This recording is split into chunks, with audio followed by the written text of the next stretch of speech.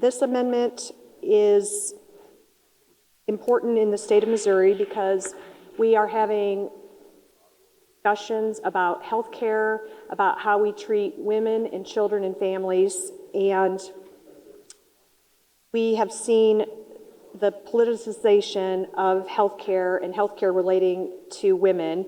And what this amendment will do is it will add some clarity to families that are currently using or who in the future hope to use in vitro fertilization. So what this amendment would do is clarify some language that's already in statute. We have in statute right now some of the beliefs that the General Assembly has had in years past. And under the section unborn children or unborn child, it currently reads, shall include all unborn children or the offspring of human beings from the moment of conception until birth at every stage of biological development. And it ends there. What my amendment seeks to do is to add clarity to all of the confusion that Missouri families and physicians and providers are experiencing, which is, it would now say, comma, but shall not apply to human embryos created through in vitro fertilization prior to successful implantation in the uterus. The reason I'm offering this amendment is since the Dobbs decision overturning Roe versus Wade in the summer of 2022, there's been a lot of political activity from conservative lawmakers and conservative judges that are trying to take away and limit a person's right to reproductive health care, and including in vitro fertilization. And we saw some of that happen in a state to the south of us just in the last couple of months. And since that time, many of us have heard from our constituents about how important in vitro fertilization is to their family. I've heard from people who have confided in me that they are here today as grown adults contributing because their parents had access to in vitro fertilization decades ago. So I want to make sure that when we're having this debate that we are telling Missouri families and Missouri women and Missouri healthcare providers that we want there to still be access to in vitro fertilization so people can grow their families and plan their families and do what they need to do here in the state of Missouri.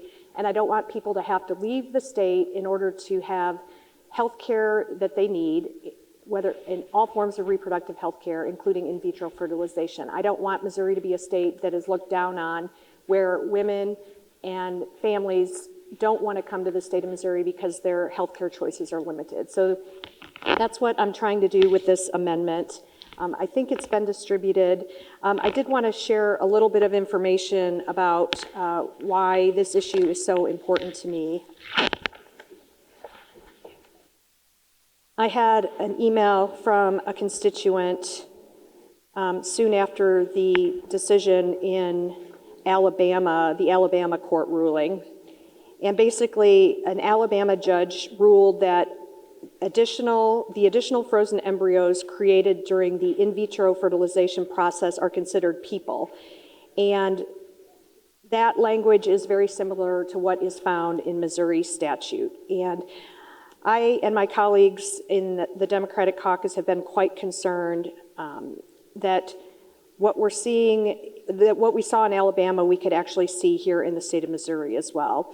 And I don't want to see Missourians have their fertility treatments at risk. And so what I'm trying to do with this language is make sure that there are explicit exceptions to Missouri's life at conception law. So that's all this amendment would do. And I think this language should be supported by my colleagues because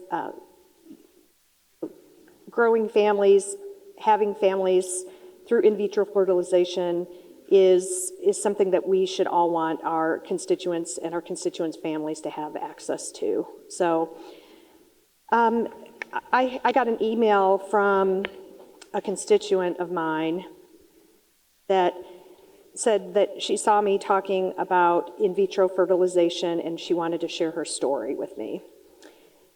Says that she's a Christian woman, wife, and mother, and that her and her husband had tried for several years to conceive children on their own.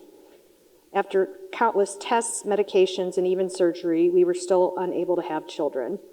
They talked to a fertility specialist and were told their chances of conceiving a child was only 2%. They spoke to their pastor and decided to proceed with in vitro fertilization. They spent all the money they had, including money that they had in their health savings account. They spent their savings, and they even borrowed money from family in order to afford a single round of in vitro fertilization. She gave herself 4 injections a day in preparation, as well as receiving infusions at the clinic, and had many ultrasounds. Finally, it was egg retrieval day. Her clinic retrieved 21 eggs, 19 were mature, and 17 total were fertilized. And she would get updates on her progress and that kind of thing. By day 5, transfer day, they had 9 total surviving embryos. 2 embryos were transferred that day, and the remaining 7 were frozen the next day. None of the embryos were discarded as per our request to the clinic. We're so blessed that both embryos that were transferred turned into our take-home babies. We were even further blessed and shocked when we naturally conceived our daughter 6 months after our twin boys were born. At no point, though, did we forget about our frozen embryos. I might share some of this later because I have a feeling this is going to be a really long conversation, but the reason I'm bringing this amendment forward is my constituent said that when she heard me speaking on in vitro fertilization, she was shaking. She was so upset. This is due to the fact that if we hadn't frozen the other 7 embryos, those 2 sweet souls would not exist. Secondly, she said, if you look at where we started to the end with a total of 9 embryos, you would see how it isn't a foregone conclusion that you will even get 1 surviving embryo from a much smaller number of eggs retrieved and fertilized. She prays that I had read this, and that I take it to heart. I hope that this gets back to her. I'll obviously be reaching out to her later. I have read her email multiple times and have taken it to heart, which is why I'm bringing this amendment forward. I appreciate her willingness to share something so personal and intimate, and I don't think it's a politician's place to get involved in a woman and her family's private healthcare decisions, including whether they want to grow their families through in vitro fertilization. And the underlying bill that we're talking about is going in the wrong direction. It is politicians attempting to tell low-income people where they can go to get basic health care. And that doesn't seem pro-life at all. If we truly care about women and men and Missourians, we would want everyone to be as healthy as possible. And so in vitro fertilization is part of reproductive health care. So our breast exams, STD, STI screenings, prescriptions for birth control, you name it. As elected officials, we should be doing everything we can to promote health care for all Missourians, and we certainly shouldn't be dictating what clinic or what doctor they can go to or they can't go to. And, I think if somebody has private insurance, they deserve to, they get to pick who they go to see as a physician, as a provider, and I think those that are on Medicaid should get that same luxury as well.